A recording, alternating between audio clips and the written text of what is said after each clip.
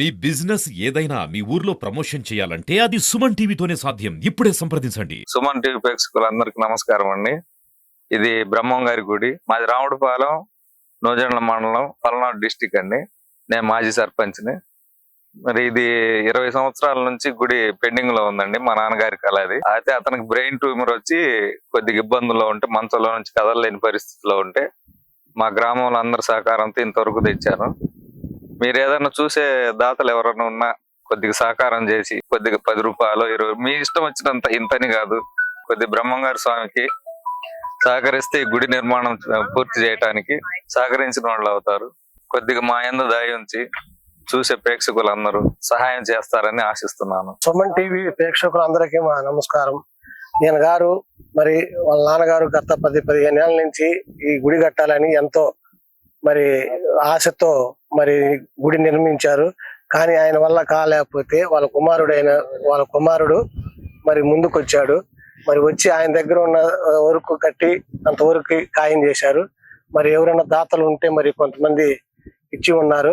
మరి మిగతా వాళ్ళు కూడా, మీరు కూడా ఎంతో కొంత సాయం చేసి మరి గుడి నిర్మాణానికి మరి ప్రోత్సాహం కల్పించాలని కోరుచున్నాము. మరి మీకు ఎంతో ఖర్చులు అవుతుంటాయి, కానీ ఆ ఖర్చుల్లో మీది ఇది ఒక ఖర్చు అనుకోండి. మరి మీకు తోసిందంతో ఎంతో కొంత మరి ఈ గుడికి, బ్రహ్మంగారి గుడికి సహకరిస్తే మీరు మాకు ఎంతో ధన్యవాదాలు. సుమన్ టీవీ ప్రేక్షకులకు నమస్కారం. ఈ గుడి మొదలుపెట్టి 10 సంవత్సరాలు అవుతుంది.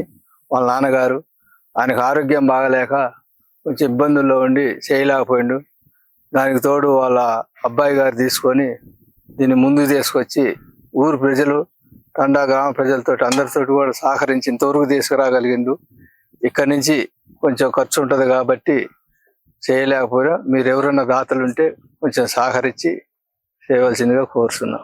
ఇంకపోతే దీంట్లో భక్తులు ఇచ్చినంత వరకు ఇంతవరకు అయిందండి. మార్బుల్స్ ఇచ్చారు. మనకు వాంటెడ్ ఏమేమి ఉన్నాయంటే స్లాబ్ ఒకటి, తర్వాత ప్రహరీ నిర్మాణం ఒకటి, గేట్లు ఇచ్చారు, ఆ తర్వాత ప్లాస్టిక్ గాని, గోపురం ఒకటి, ధ్వజస్తంభం ఒకటి, ఈ పెండింగ్ ఉన్నాయి. 10-15 లక్షల దాకా అవుతాయి. మాకు అమౌంట్ పూర్వకంగా కాదు, ఎవరన్నా దాతలు ఉంటే మీరే వచ్చి చేపించినా ఇబ్బంది లేదు, లేదా వస్తు రూపేణ మాకు ఇచ్చినా పర్లేదు. ముందు మనకు గుడి నిర్మాణం పూర్తి కావాలనేది నా ధ్యేయం. డబ్బు పూర్వకంగా అయినా ఇచ్చినా ఇబ్బంది లేదు. డబ్బు పూర్వకం అనేది మనకు ఇంపార్టెంట్ కాదు. ఏదైనా వస్తువు ఇచ్చినా మనకు గుడి నిర్మాణం అనేది మనకి పూర్తి అవ్వాల్సింది మన ఇది.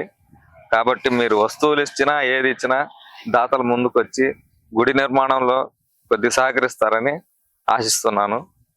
నమస్కారం.